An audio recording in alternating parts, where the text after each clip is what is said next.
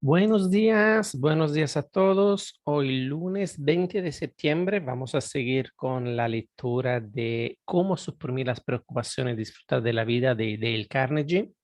Y yo soy Gino Carpentier, estamos conectados desde la plataforma de TGU de Topa United y vamos a seguir desde la página 287 de su libro, 31 relatos verdaderos. Tuve a la vez 6 grandes preocupaciones por G. E. Blackwood. Durante el verano de 1943 tuve la sensación de que la mitad de las preocupaciones del mundo descansaban sobre mis hombros. Mi vida había estado libre de cuidados durante más de 40 años, sin más preocupaciones que las normales de un marido, padre y hombre de negocios. Podía hacer frente a esas preocupaciones con facilidad, pero de repente, bam, bam, bam, bam, bam, bam. 6 grandes problemas se me vinieron encima a la vez. Me pasaba la noche entera dando vueltas y más vueltas en la cama, temiendo que llegara la mañana porque me enfrentaba a 6 grandes preocupaciones. Primero, mi escuela comercial estaba al borde del desastre financiero porque todos los muchachos se iban a la guerra y la mayoría de las chicas sin necesidad de formación ganaban más dinero trabajando en las fábricas de material bélico que los graduados de la escuela después de su aprendizaje podían conseguir en una oficina. Segundo, mi hijo estaba en el ejército y me atormentaba la misma preocupación que sienten todos los padres cuyos hijos están en la guerra. Tercero, la ciudad de Oklahoma había iniciado los trámites para expropiar una gran zona a fin de construir un aeropuerto. En mi casa, que antes había sido de mi padre, estaba situada en medio de ese espacio. Sabía que solo me pagarían una décima parte de su valor y, lo que era aún peor, perdería mi casa. Y debido a la escasez de vivienda me preocupaba por si podía encontrar otra casa para albergar a los 6 miembros de mi familia. Me temía que tuviéramos que vivir en una tienda de campaña. Incluso me preocupaba pensando si podríamos comprar esa tienda. Cuarto, el pozo de agua de mi propiedad se había secado porque habían abierto un canal de desagüe cerca de casa. Abrir un nuevo pozo bien podría significar tirar $500 ya que el solar estaba condenado. Durante los meses tuve que acarrear el agua por mi ganado en baldes y temía que tendría que seguir haciendo lo mismo durante el resto de la guerra. Quinto, vivía a más de 5 kilómetros de mi escuela de comercio y tenía una tarjeta de racionamiento del combustible de tipo B. Eso significaba que no podía comprar neumáticos nuevos, así que me preocupaba pensando cómo iría a trabajar cuando los desgastados neumáticos de mi viejo Ford exhalaran el último respiro. Sexto, mi hija mayor había terminado sus estudios en la escuela superior un año antes del previsto. Tenía puesta sus ilusiones en ir a la universidad y yo no tenía el dinero necesario para costear sus estudios. Sabía que eso le destrozaría el corazón. Una tarde, sentado en mi despacho, entregado a mis preocupaciones, decidí anotar mis problemas porque me parecía que nadie tenía más preocupaciones que yo. No me importaba luchar contra aquellos problemas que me ofrecían ciertas posibilidades de vencerlos, pero me parecía que mis preocupaciones eran superiores a mis fuerzas. No podía hacer nada para solucionarlas, de manera que archivé esa lista de mis problemas escrita a máquina y con el pasar de los meses olvidé que la había escrito. Un año y medio después, mientras trasladaba mis archivos, encontré por casualidad la lista de mis 6 grandes problemas que habían amenazado mi salud. La leí con muchísimo interés y gran provecho. Comprobé entonces que nada de lo que había temido había llegado a suceder. Y aquí lo que sucedió con todos aquellos problemas. Primero, vi que todas mis preocupaciones acerca del posible cierre de mi escuela de comercio habían sido inútiles porque el gobierno había subvencionado a esas escuelas para que ofrecieran estudios a los veteranos y mi escuela pronto estuvo completamente llena. Segundo, vi que todas mis preocupaciones acerca de la situación de mi hijo en el ejército habían sido inútiles porque había vuelto de la guerra sin un rasguño. Tercero, vi que todas mis preocupaciones acerca de una posible expropiación de mi finca para su transformación en un aeropuerto habían sido inútiles porque se descubrió petróleo a menos de una milla de mi granja y el coste de conseguir los terrenos para el aeropuerto resultaba prohibitivo.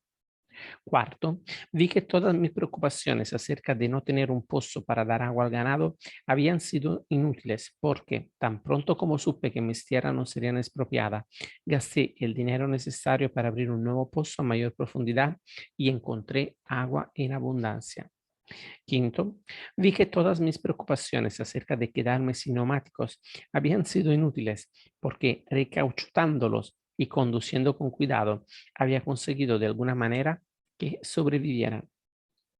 Sexto, vi que todas mis preocupaciones acerca de la educación de mi hija habían sido inútiles, porque justo 2 meses antes del inicio de las clases me ofrecieron, casi como un milagro, un trabajo de auditoría que podía ser fuera de las horas de trabajo en la escuela.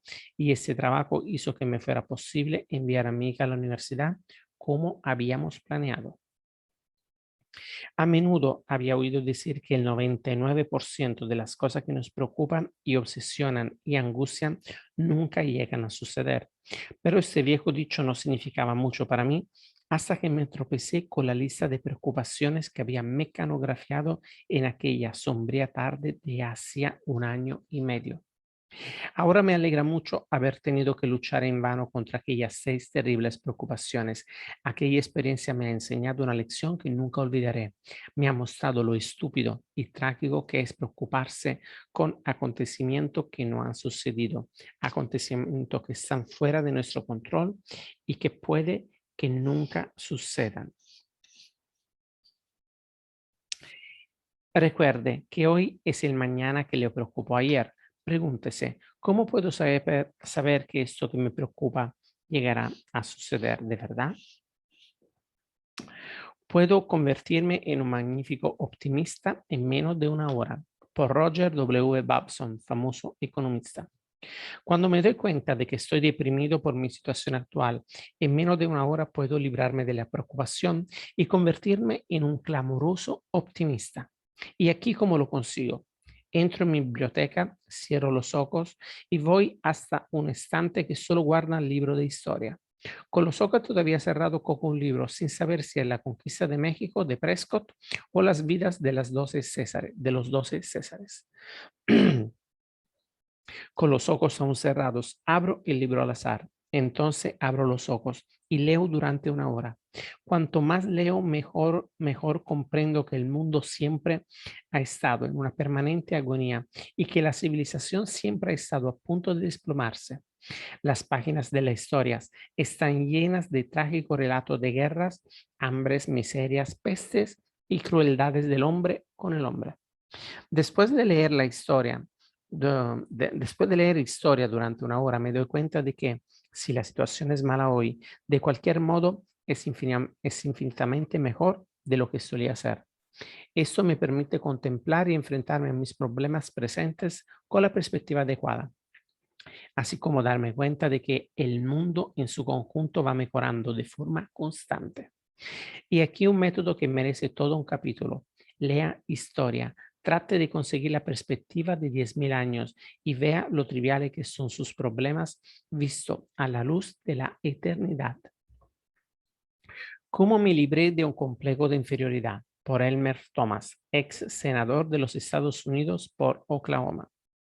Cuando tenía 15 años de edad, me atormentaban constantemente las preocupaciones, los miedos y la inseguridad. Era demasiado alto para mi edad y estaba delgado como un fideo. Medía 1,87 m y solo pesaba 54 kilos. A pesar de mi estatura, era débil y no podía competir con los demás chicos en el béisbol y en las carreras. Se burlaban de mí y me llamaban Cari Largo. Estaba tan preocupado y tan inseguro que temía encontrarme con cualquiera y poca a veces lo hacía porque nuestra granja estaba apartada de la carretera y rodeada de un espeso bosque virgen que no había sido cortado desde el principio de los tiempos. Vivíamos a 1 kilómetro de la carretera y a menudo pasaba una semana sin que viera a nadie más que a mi padre, a mi madre y a mis hermanos y hermanas. Habría sido un fracasado en la vida si me hubiera dejado vencer por mis preocupaciones y miedos. A todas horas rumiaba tristemente acerca de mi cuerpo desgarbado y débil. Apenas podía pensar en otra cosa. Mi turbación, mis temores eran tan intensos que es casi imposible describirlos. Mi madre sabía cómo me sentía, había sido maestra de escuela y un día me dijo, hijo mío, es necesario que te instruyas, tendrás que ganarte la vida con tu inteligencia, ya que tu cuerpo será siempre una desventaja. Como mis padres no podían enviarme a la universidad, comprendí que tendría que abrirme camino por mi cuenta. Por lo tanto, durante un invierno, cacé zarigüeñas, mofetas, bisones y mapaches. Vendí las pieles por $4 al llegar la primavera y compré 2 lechones. Los alimenté primero con residuos y luego con maíz y el otoño siguiente los vendí por $40.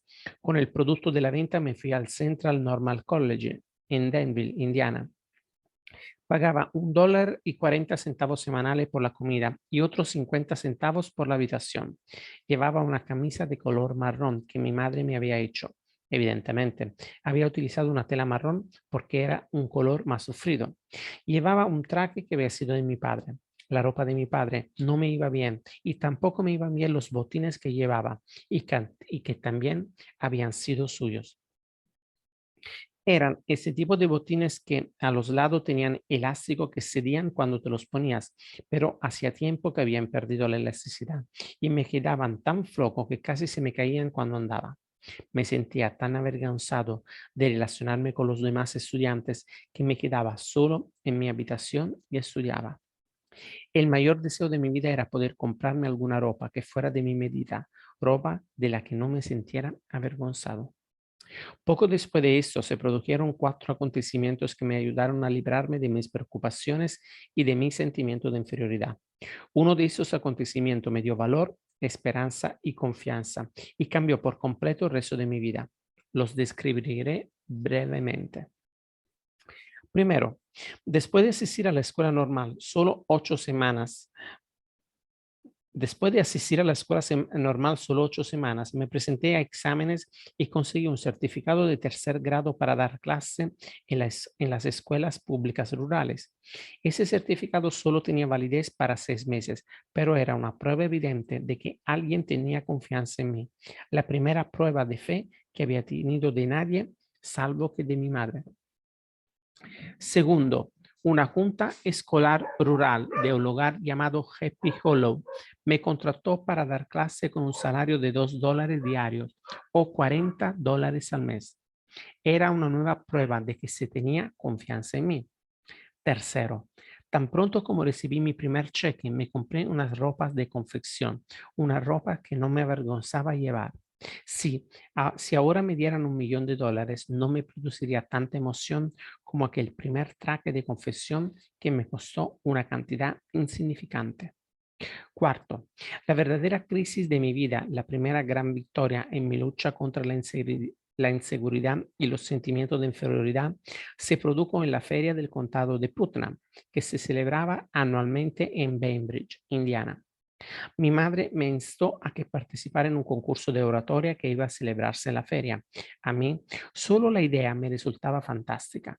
No tenía valor para hablar ni con una persona y mucho menos antes una muchedumbre. Pero la fe que mi madre tenía en mí era casi patética. Tenías grandes sueños para mi futuro. Estaba viviendo su vida de nuevo a través de su hijo. Su fe me alentó a participar en el concurso. Como tema, escogí algo que era lo menos apropiado para mí, las bellas artes en los Estados Unidos. Francamente, cuando empecé a preparar mi discurso, no sabía en qué consistían las bellas artes, pero no importaba, porque mi auditorio tampoco lo sabía. Me aprendí de memoria mi florido discurso y lo ensayé ante los árboles y las vacas en centenar de veces. Tenía tantas ganas de quedar bien para satisfacción de mi madre que debí de hablar con emoción. En cualquier caso, me dieron el primer premio. Estaba estupefacto por lo que había sucedido. La multitud me aclamó. Los mismos chicos que antes me habían ridiculizado y llamado carilargo me daban palmadas en la espalda y me decían, ya sabía que eras capaz de hacerlo, Elmer. Mi madre me abrazó y lloró. Cuando vuelvo la mirada al pasado, comprendo que aquel triunfo cambió mi vida por completo. Los diarios locales publicaron artículos sobre mí en las primeras páginas y me anunciaron grandes triunfos. Ganar este concurso me catapultó a la fama local, me dio prestigio y, lo que es mucho más importante, multiplicó por 100 mi confianza en mí mismo. Ahora sé que si no hubiera ganado ese concurso, quizá nunca habría llegado a ser miembro del Senado de los Estados Unidos, ya que aumentó mis aspiraciones, amplió mis horizontes y me hizo comprender que tenía unas cualidades latentes que nunca había soñado poseer. No obstante, lo más importante fue que ese primer premio del concurso de oratoria era una beca de un año para el Central Normal College. Ahora tenía hambre de aprender. Durante los años que siguieron, desde 1896 a 1900, distribuí mi tiempo entre la enseñanza y el estudio. Para pagar mis gastos en la Universidad de Poe, trabajé de camarero, revisé horno, corté céspedes, llevé libros, trabajé en los campos cerealeros durante el verano y acarreé grava en la construcción de una carretera pública. En 1896, cuando tenía apenas 19 años, pronuncié 28 discursos instando a los ciudadanos a que votaran a William Jennings Bryan para la presidencia. El entusiasmo de hablar en favor de Bryan despertó en mí el deseo de intervenir yo mismo en política. Por eso, cuando ingresé a la Universidad de Poe, estudié Derecho y Oratoria. En 1899, representé a la universidad en un debate con el Colegio Butler, que tuvo lugar en Indianápolis sobre el tema resolución para que los senadores de los Estados Unidos sean elegidos por votación popular. Gané otros concursos y llegué a ser jefe de redacción de la promoción de 1900 de la universidad y del periódico de la universidad. Después de graduarme en DePaul, conseguí el consejo de Horace Greeley, pero no fui al oeste, fui al sureste. Fui a una nueva tierra, Oklahoma. Cuando se abrió la reserva de los indios apaches, comanches y Kiowa, elevé una petición de erradicación y abrí un despacho de abogado en Lawton, Oklahoma. Fui miembro del Senado del estado de Oklahoma durante 13 años, en la Cámara Baja durante 40 años y los 50 años alcancé la ambición de mi vida. Fui elegido por Oklahoma para el Senado de los Estados Unidos. He detentado este cargo desde el 4 de marzo de 1927. Desde que Oklahoma y los territorios indios se convirtieron en el estado de Oklahoma el 16 de noviembre de 1907, los demócratas de mi estado de adopción me han honrado continuamente nombrándome candidato al Senado estatal, primero, luego al Congreso y más tarde al Senado de los Estados Unidos. No he contado esta historia para jactarme de mis realizaciones, que a buen seguro no interesan a nadie. La he contado con la esperanza de que pueda dar un valor y una confianza renovados a algún pobre chico que está ahora padeciendo de preocupación y timidez y el sentimiento de inferioridad que amargaron mi vida cuando llevaba las ropas viejas de mi padre y los botines que casi se me caían de los pies cuando andaba. Nota del editor. Es interesante saber que Elmer Thomas, que tanto se avergonzó durante su juventud por lo mal vestido que iba, más tarde sería elegido por votación como el hombre mejor vestido del Senado de los Estados Unidos. Viví en el jardín de Alá por R.V.C. Bodley, descendiente de Sir Thomas Bodley, fundador de la Biblioteca Bodley de Oxford, autor de Viento en el Sáhara, El Mensajero y otros 14 volúmenes. En 1918 volví la espalda al mundo que siempre había conocido. Me fui al noreste de África y viví con los árabes en el Sahara, el jardín de Alá. Viví ahí 7 años, aprendí el idioma de los nómadas, usaba sus ropas, comía sus alimentos y adopté su modo de vida, que ha cambiado muy poco durante los últimos 20 siglos. Me convertí en dueño de ovejas y dormí en el suelo en las tiendas de los árabes. También hice un detallado estudio de su religión. Más tarde, escribí un libro sobre Mahoma titulado The Messenger, El Mensajero. Aquellos 7 años que pasé con los pastores nómadas fueron los más sosegados y gozosos de mi vida. Yo ya había tenido una experiencia rica y variada. Nací de padres ingleses en París y viví en Francia 9 años. Después fui educado en Eton en, y en el Royal Military College at Sandhurst. Más tarde, pasé 6 años en las Indias como oficial en la India como oficial del ejército británico. Jugué al polo, cacé y exploré al Himalaya y también fui soldado. Combatí en la Primera Guerra Mundial y al cesar la lucha fui enviado a la Conferencia de la Paz en París como agregado militar adjunto. Quedé escandalizado y decepcionado por lo que vi allí. Durante los 4 años de matanzas en el frente occidental, habíamos creído que estábamos luchando por salvar la civilización. Pero en la conferencia de París vi cómo los políticos egoístas establecían los cimientos de la segunda conflagración. Cada país se apoderaba de lo que podía, se creaban antagonismos nacionales y se hacían revivir las intrigas de la diplomacia secreta. Estaba asqueado de la guerra, asqueado del ejército y asqueado de la sociedad. Por primera vez en mi carrera, pasaba las noches sin dormir, preocupándome por lo que iba a ser de mi vida. Lloyd George me invitó a entrar en la política. Estaba meditando si debía seguir su consejo cuando sucedió algo extraño, algo que decidió mi vida para los 7 años siguientes.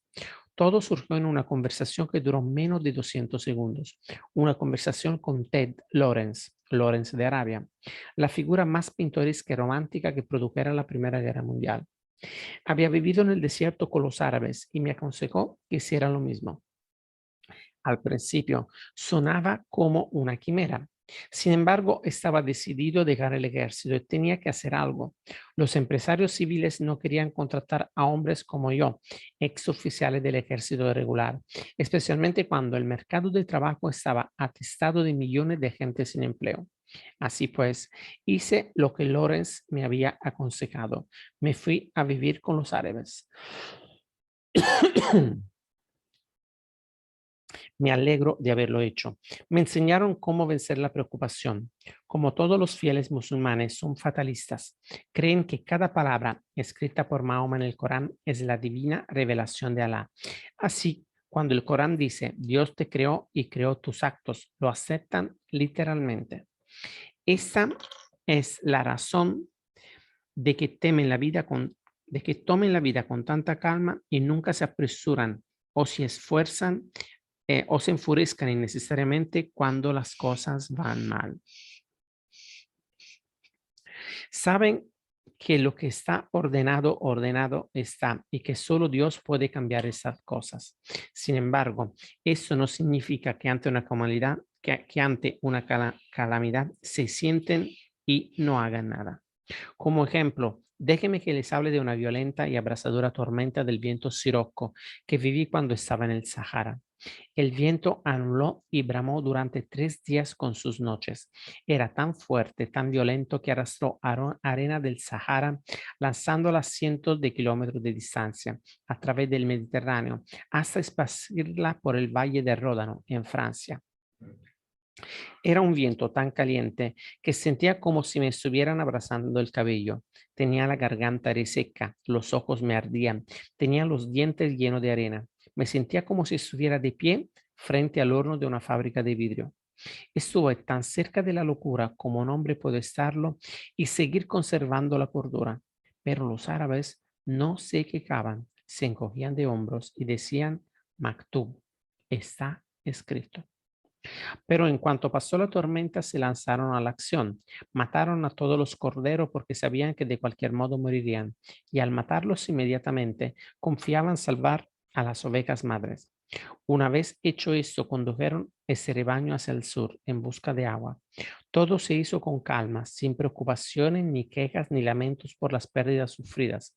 El jefe de la tribu dijo, no ha sido tan malo, pudimos haberlo perdido todo, pero alabado sea Dios, porque nos ha dejado el 40% de nuestras ovejas y podemos empezar de nuevo. Recuerdo otra ocasión en que íbamos por el desierto y se reventó un neumático de nuestro vehículo. El conductor se había olvidado de reparar la cubierta de la rueda de recambio, o sea, que ahí estábamos solo con 3 ruedas. Monté en cólera y perdido el control pregunté a los árabes qué íbamos a hacer. Me recordaron que ponerse nervioso no resolvería nada. Lo único que conseguiría sería tener más calor. El neumático reventado, dijeron, era la voluntad de Alá y no había nada que hacer. Reanudamos la marcha dando tumbos con una rueda sin cubierta. De pronto, el vehículo jadeó y se detuvo. Nos habíamos quedado sin gasolina. El jefe se limitó a decir Maktub. Y una vez más, en lugar de increpar al conductor porque no había cargado suficiente combustible, todos permanecieron tranquilos y fuimos a pie hasta nuestro destino, cantando al andar.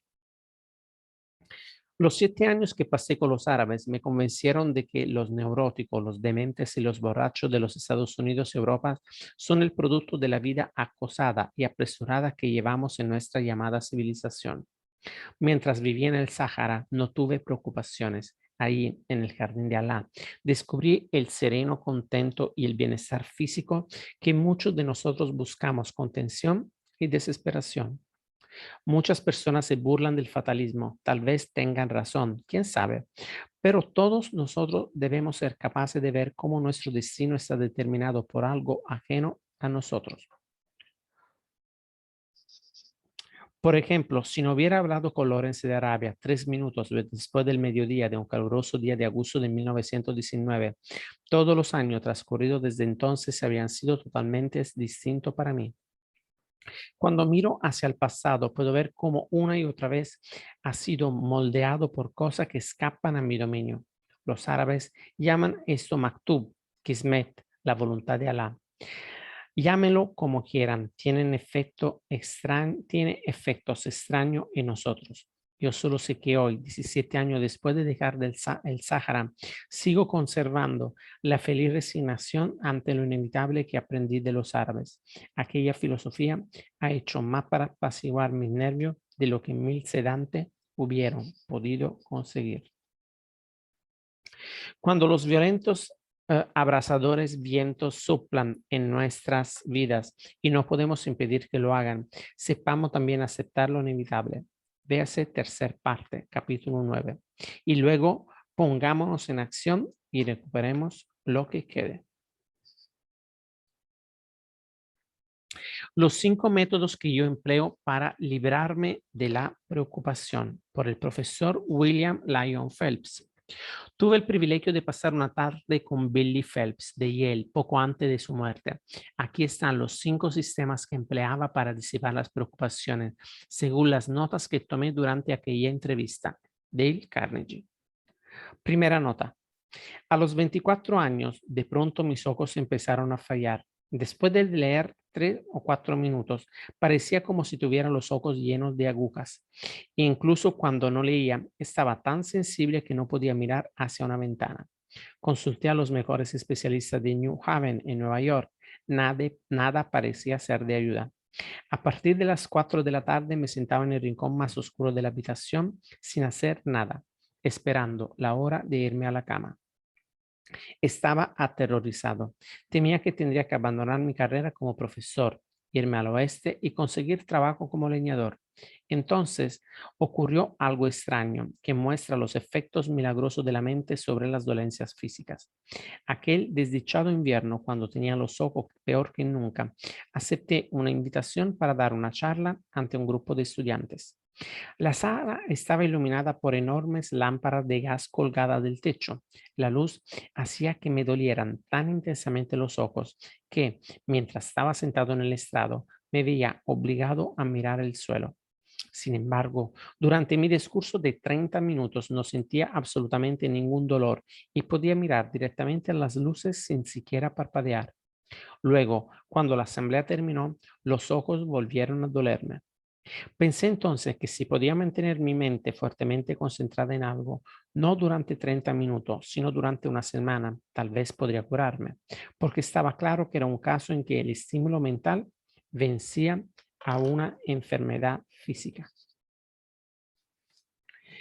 Tuve una experiencia similar al cabo de un tiempo, cuando cruzaba el océano.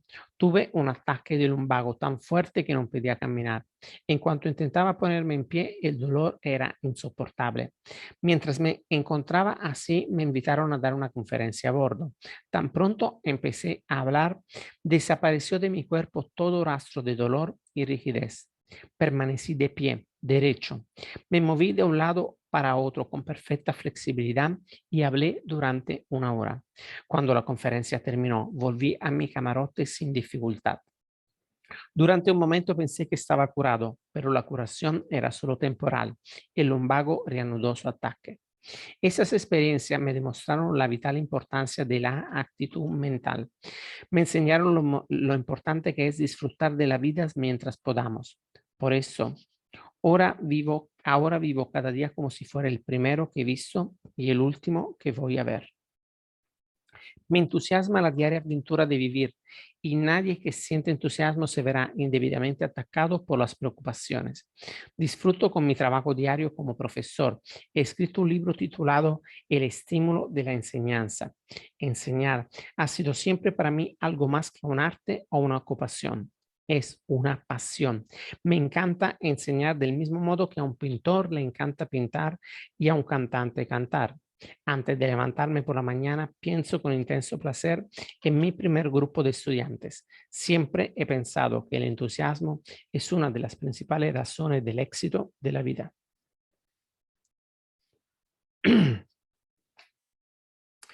Segunda nota. He descubierto que puedo expulsar la preocupación de mi mente leyendo un libro absorbente. A los 59 años tuve una prolongada depresión nerviosa. Por entonces empecé a leer la monumental Life of Carlyle, Vida de Carlyle, de David Alec Wilson. Tuvo mucho que ver con mi convalescencia porque me absorbió hasta tal punto que olvidé mi abatimiento. Tercera nota.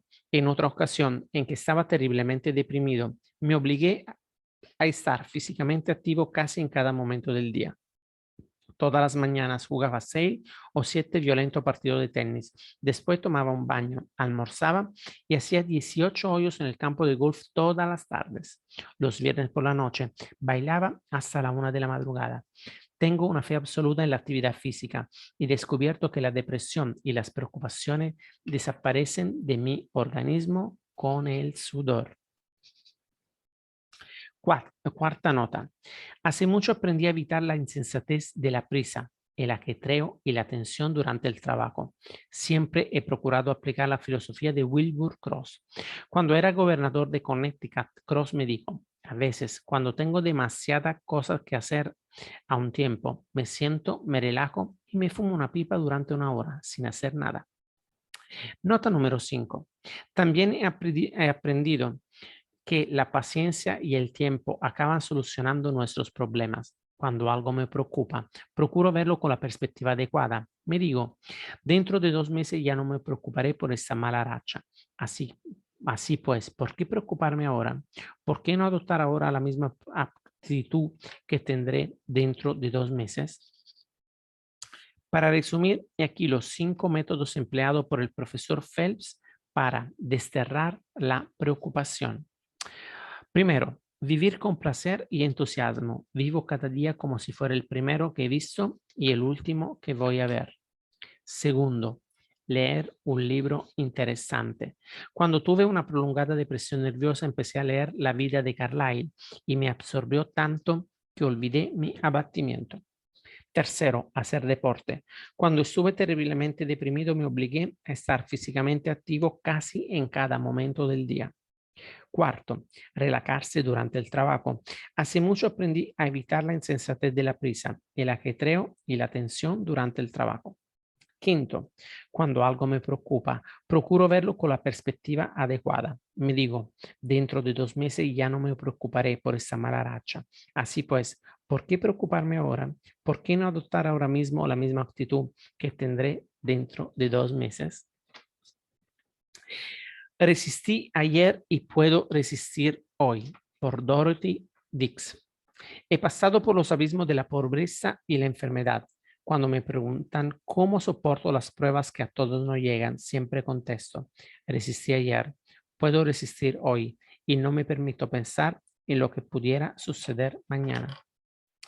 He conocido la penuria, la lucha, la ansiedad, la desesperación. Siempre he tenido que trabajar más allá del límite de mis fuerzas. Cuando paso revista mi vida, compruebo que es un campo de batalla cubierto por los despojos de mis sueños no realizados, de mis esperanzas frustradas, de mis ilusiones perdidas. Una batalla que siempre he librado con una desigualdad tremenda y que me ha dejado herida y prematuramente envejecida, pero no me tengo lástima. No derramo lágrimas por las penas pasadas, ni siento envidia por las mujeres que no han tenido que pasar por lo mismo que yo, porque yo he vivido. Ella solo han existido. Yo he apurado la copa de la vida hasta las heces. Ellas solo se mojaron los labios con las burbujas de su superficie. Sé cosas que ellas nunca sabrán. Veo cosas por las cuales ellas están ciegas. Son solo las mujeres cuyos ojos se han lavado con lágrimas, las que gozan de una visión amplia que las hermana con el mundo entero.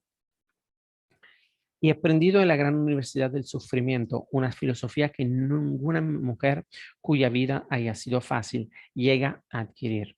He aprendido a vivir cada día según venga y a no adelantar conflictos por el temor de mañana. Es la sombría amenaza de la imagen que lo que nos hace cobardes. Aparto este temor de mí porque la experiencia me ha enseñado que cuando llegue el momento que tanto temo, me serán dadas las fuerzas y la sabiduría necesarias para hacerle frente. Repito esto, aparto este temor de mí, porque la experiencia me ha enseñado que cuando llegue el momento que tanto temo, me serán dadas la fuerza y la sabiduría necesaria para hacerle frente. Los pequeños contratiempos ya no tienen el poder de afectarme. Cuando hemos visto cómo el edificio todo de nuestra felicidad se desploma en ruinas a nuestro alrededor, ya nunca más importa que una sirvienta se olvide de poner las servilletas en la mesa o que el cocinero derrame la sopa. He aprendido a no esperar demasiado de los demás y así puedo disfrutar con el amigo que no me es del todo fiel o con el simple conocido que luego murmura a mis espaldas. Y sobre todo, he adquirido el sentido del humor porque había tantas cosas ante las que tenía que escoger entre reír o llorar. Y cuando una mujer puede bromear sobre sus problemas en lugar de ponerse histérica, ya no hay nada que puede hacerle mucho daño. No lamento las fatigas que he sufrido porque a través de ella he vivido la vida plenamente y valía la pena el precio que tuve que pagar. Dorothy Dix venció la preocupación viviendo en compartimiento estancos. No esperaba vivir hasta el amanecer, por J. C. Penney. El 14 de abril de 1902, un joven con $500 en el bolsillo y $1.000.000 en determinación abría un almacén en Kemmerer, Wyoming, una localidad minera de 1,000 habitantes en la senda de carreta trazada por la expedición Lewis Clark. Ese joven y su esposa vivían en el desván del almacén, utilizando una gran caja vacía como mesas y cajas más pequeñas como asientos. La joven esposa envolvía a su bebé en una manta y lo dejaba dormir debajo de un mostrador mientras ellas, de pie a su lado, ayudaba a su marido a atender los clientes. Hoy, la mayor cadena de tiendas de mercancía general del mundo lleva el nombre de aquel hombre, Almacenes J. C. Penney. Hay más de 600 distribuidores por todos los estados de la Unión. Recientemente cené con el señor Penney, quien me contó el momento más dramático de su vida. Hace años pasé por mismas dura experiencia. Estaba preocupado y desesperado. Mis preocupaciones no guardaban relación con la JCPenney Company. El negocio era sólido y muy activo, pero yo personalmente había contraído algunas obligaciones poco juiciosas con anterioridad a la depresión de 1929. Como muchos otros, me culparon de unas condiciones por las que no era en absoluto responsable. Estaba tan acusado por las preocupaciones que me era imposible dormir y contraje una enfermedad muy dolorosa llamada zóster. un sarpullido rojo y erupciones cutáneas. Consulté a un médico, un hombre que había sido condiscípulo mío en la escuela secundaria de Hamilton, Missouri, el doctor Elmer Eggleston, miembro del Kellogg Sanitarium de Battle Creek, Michigan. El doctor me ordenó guardar cama y me advirtió que estaba muy enfermo. Me prescribió un tratamiento muy severo, pero no me sirvió de nada. Cada día me sentía más débil. Tenía los nervios y el cuerpo entero destrozados. Lleno de desesperación, no podía ver siquiera un rayo de esperanza. Ya no tenía nada por lo que vivir. Me decía a mí mismo que no me quedaba un solo amigo en el mundo y que hasta mi familia se había puesto en mi contra. Una noche, el doctor Eggleston me dio un sedante, pero el efecto duró muy poco y me desperté con la agobiante sensación de que aquella era la última noche de mi vida. Me levanté y escribí cartas de despedida para mi esposa y mi hijo, diciéndoles que no esperaba vivir hasta el amanecer. Cuando desperté a la mañana siguiente, me sorprendió ver que seguía vivo. Al bajar las escaleras, oí que cantaban en una capilla donde todas las mañanas se celebraban oficios religiosos. Todavía recuerdo el himno que cantaban: Dios cuidará de ti. Entré en la capilla y escuché con ánimo sombrío los cánticos, la lectura de la escritura y las oraciones. De repente algo sucedió. No puedo explicarlo, solo puedo llamarlo un milagro. Sentí como si me arrancaran bruscamente de las tinieblas de una mazmorra y me sacaran a la luz cálida y brillante del sol. Sentí como si me hubieran transportado del infierno al paraíso. Sentí el poder de Dios como nunca antes lo había sentido. Me di cuenta en ese momento de que el único responsable de mis obras era yo. Comprendí que Dios estaba allí para ayudarme. Desde el día de mi vida, desde aquel día mi vida ha estado libre de preocupación. Tengo 71 años y los 20 minutos más dramáticos y gloriosos de mi vida fueron lo que pasé aquella mañana en la capilla. Dios cuidará de ti. J. C. Penney aprendió a superar la preocupación casi instantáneamente porque descubrió el único remedio perfecto. Muy bien, amigos, vamos a dejarlo aquí para el día de hoy y vamos a seguir mañana con ¿voy al gimnasio o doy un paseo al aire libre? Así que gracias por haberme acompañado el día de hoy. Le deseo un lunes impresionante y nos vemos mañana para seguir con la lectura de este libro increíble. Un abrazo para todos y hasta mañana. Chao, chao.